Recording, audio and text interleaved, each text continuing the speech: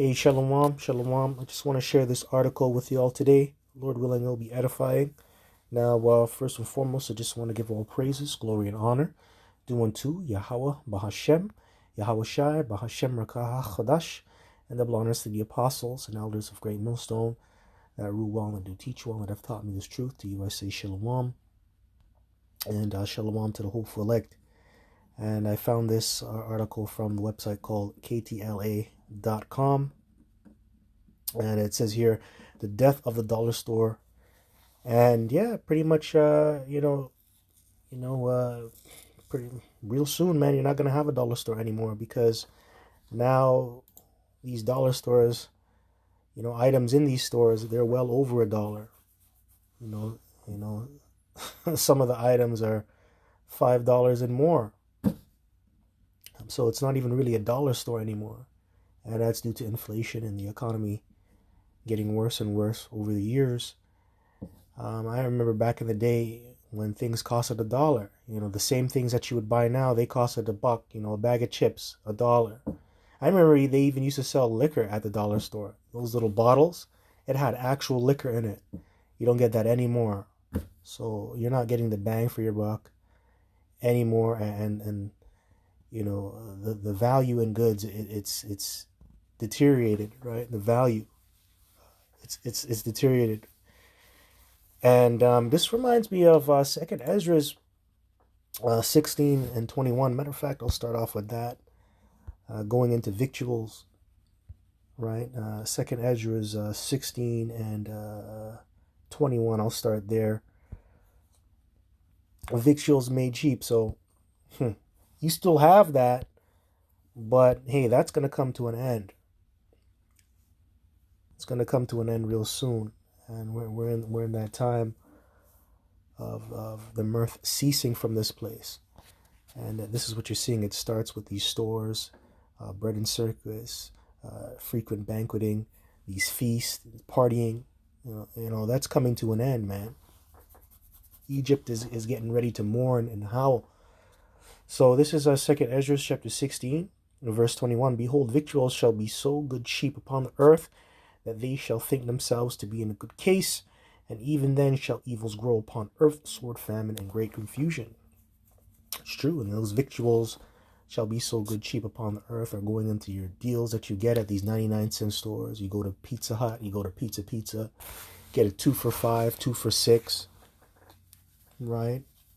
You can feed a family, you can feed yourself with these deals, and a lot of people, they're still seeing these deals and they're thinking, wow, things aren't so bad. I can still go out there, get a brew, get some food, feed myself, feed my family. But the times we're coming in, that's going to end, because your dollar stores, man, they're coming to a close. The death of the dollar store. Things are no longer $1. They're more than $1 now. Some of the things that you would purchase about 10, 20 years ago, you might have bought that for $1. Now it's $5. So what's the point of having a dollar store if things aren't $1 anymore? Might as well just get rid of it.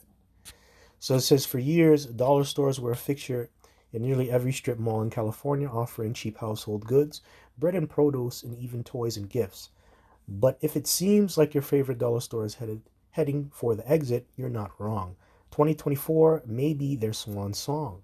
In April, California-based 99 Cents Only announced it was closing all 371 locations after decades in business.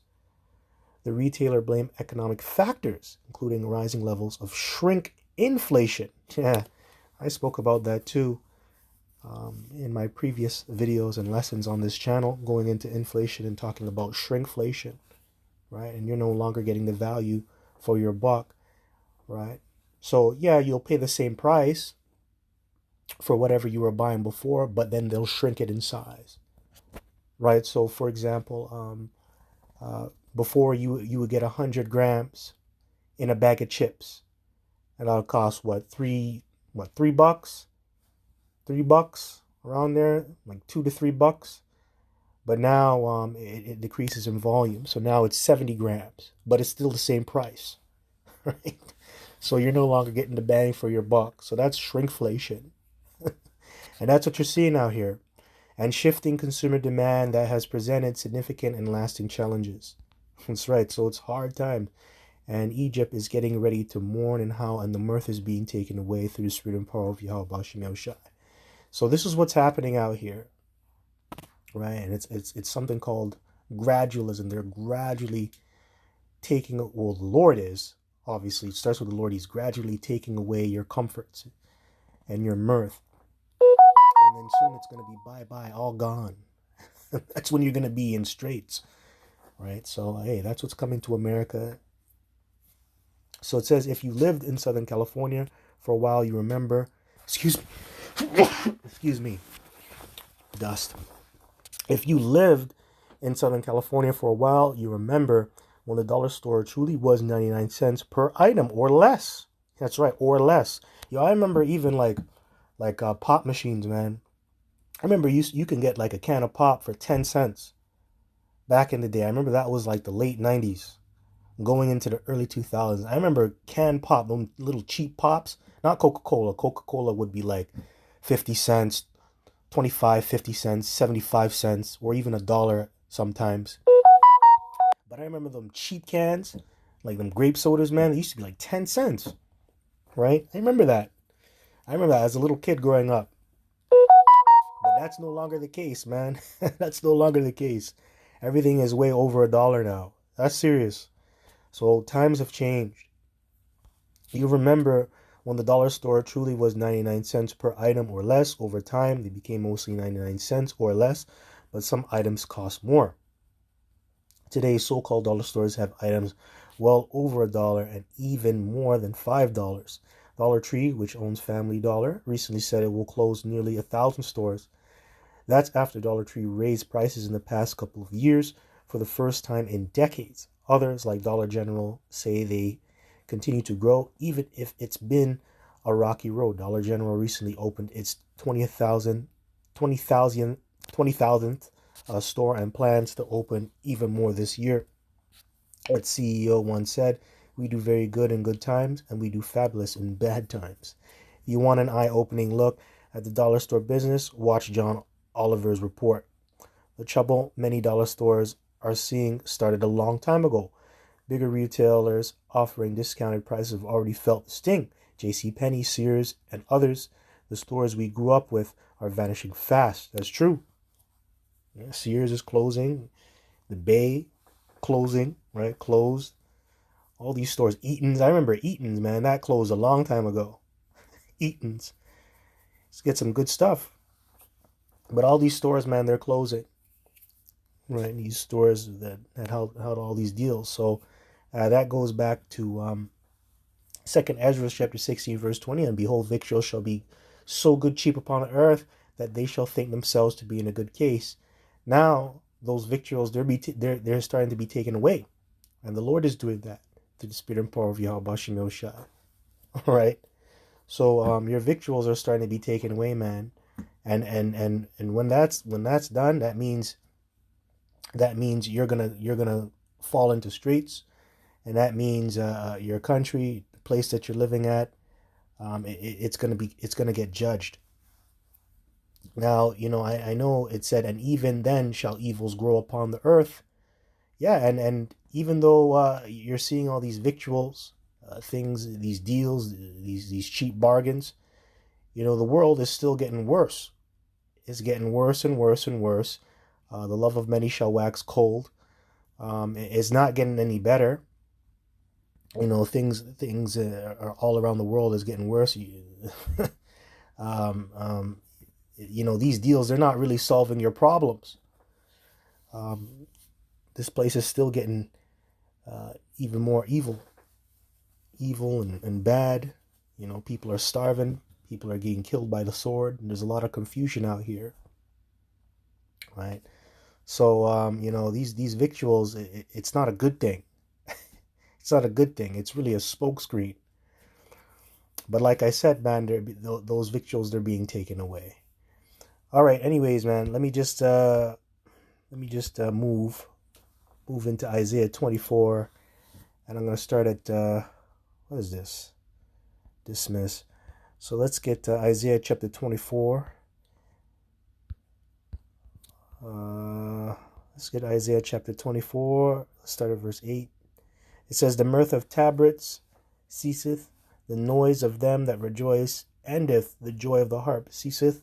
They shall not drink wine with a song. Strong drink shall be bitter to them that drink it. Yeah, and you're starting to see that.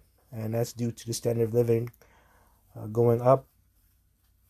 You know, you can't go out there and party like you used to. Party like it's 1999. You got to have money to party now. Right? You got to have money to party. Even going to these bread and circus games, man.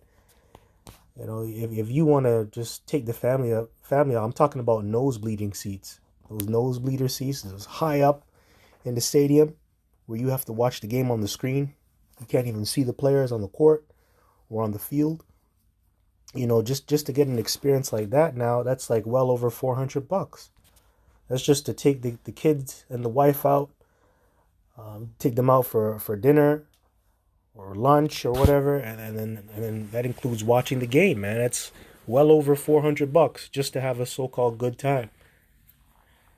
That's hard, man. That's hard.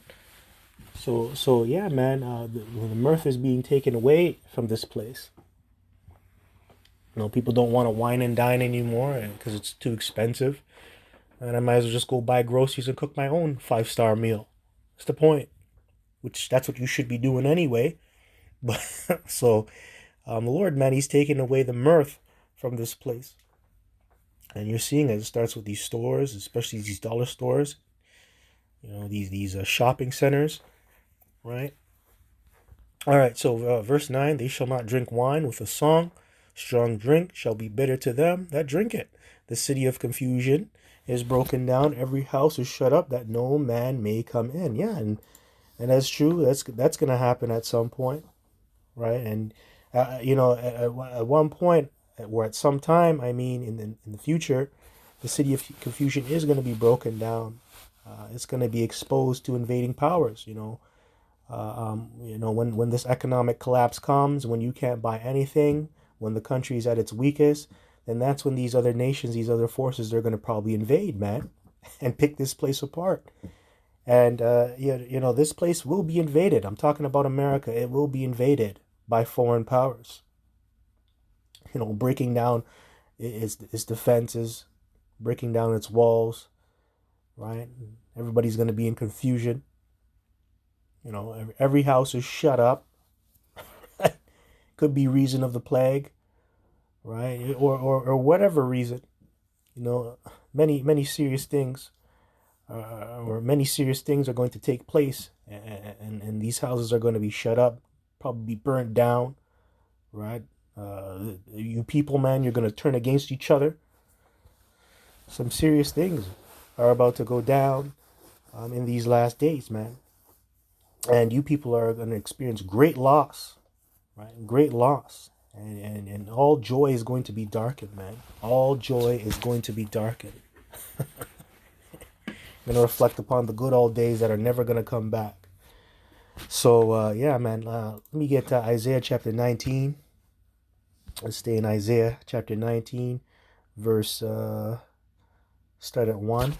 Message to Egypt, the burden of Egypt, behold, Yahweh rideth upon a swift cloud, and shall come into Egypt, and the idols of Egypt shall be moved at his presence, and the heart of Egypt shall melt in the midst of it. Yeah, and you know, hey, he is going to come on that swift cloud, that chariot, and the Heavenly Father through his Son are going to crack them skies.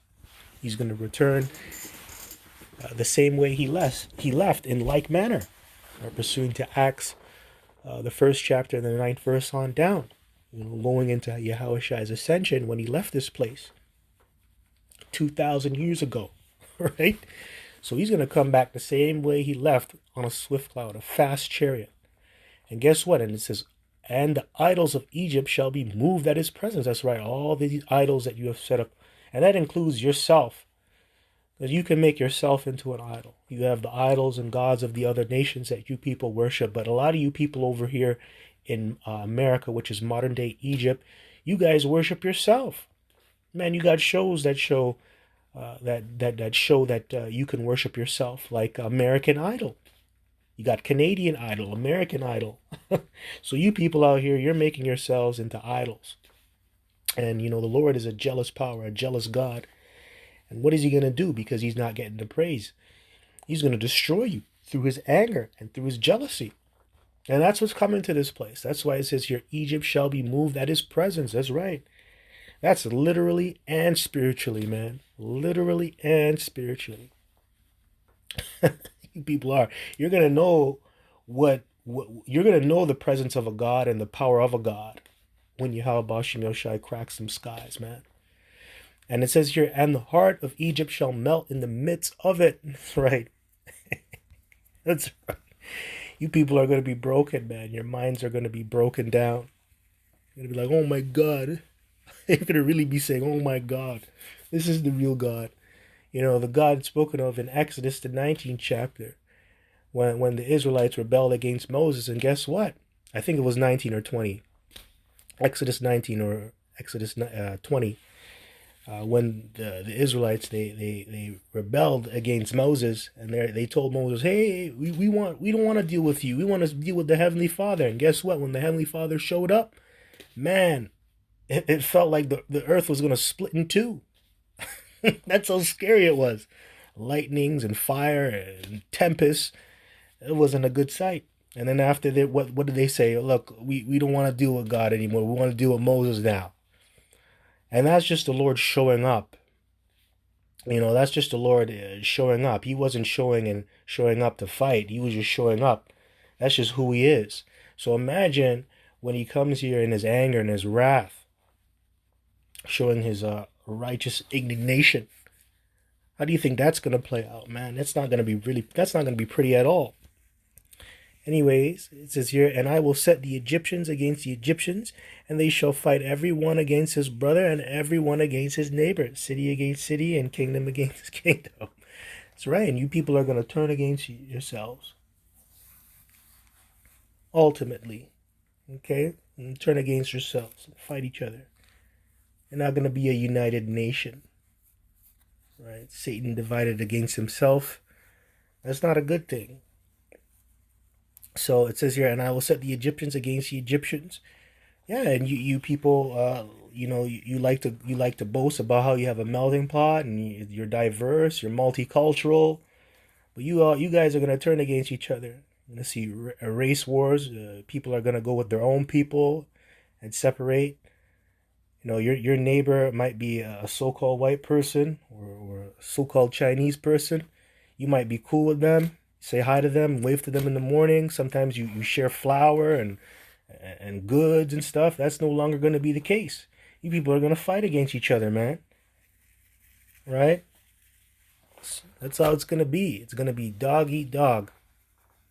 And they shall fight everyone against his brother, and everyone against his neighbor, city against city, and kingdom against city. And the spirit of Egypt shall fail in the midst thereof, and I will destroy the counsel thereof. And they shall seek to the idols, and to the charmers, and to them that have familiar spirits, and to the wizards.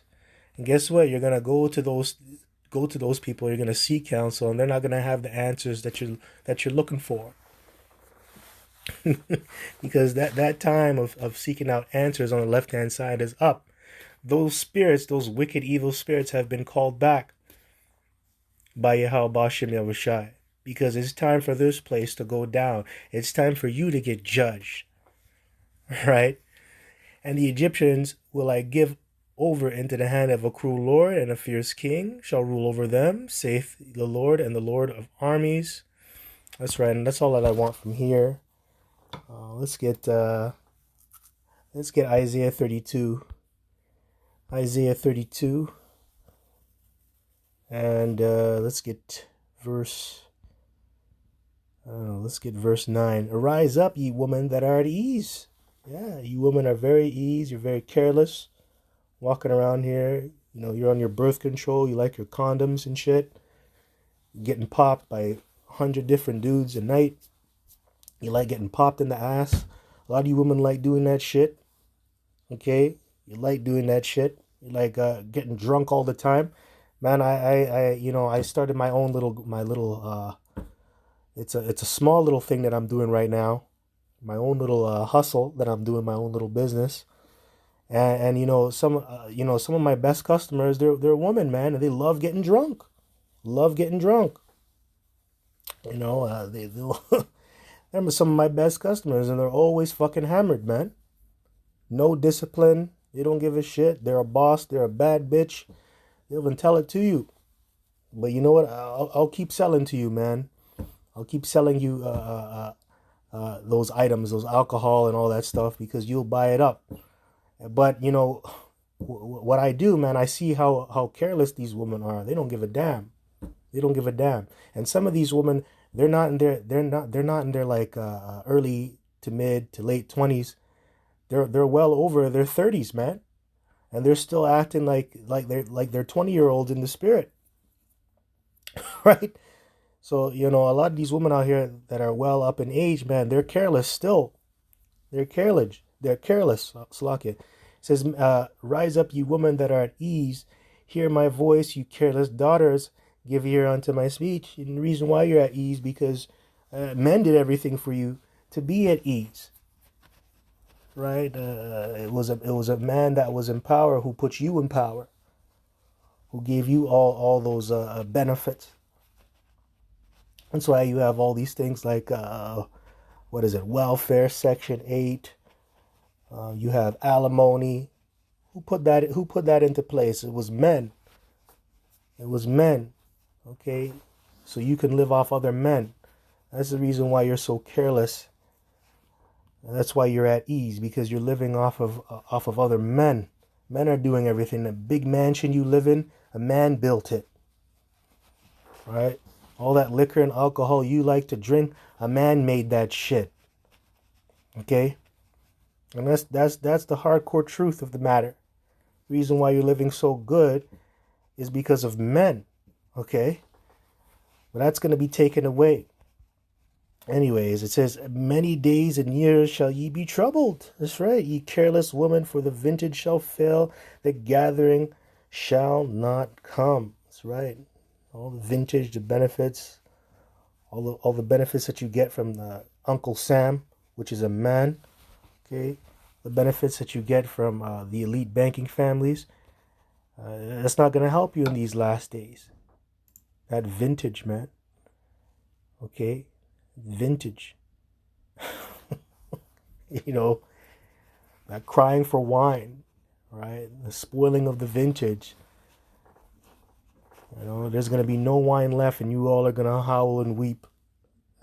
No benefits. What am I going to do with all my welfare? How am I going to take care of my kids?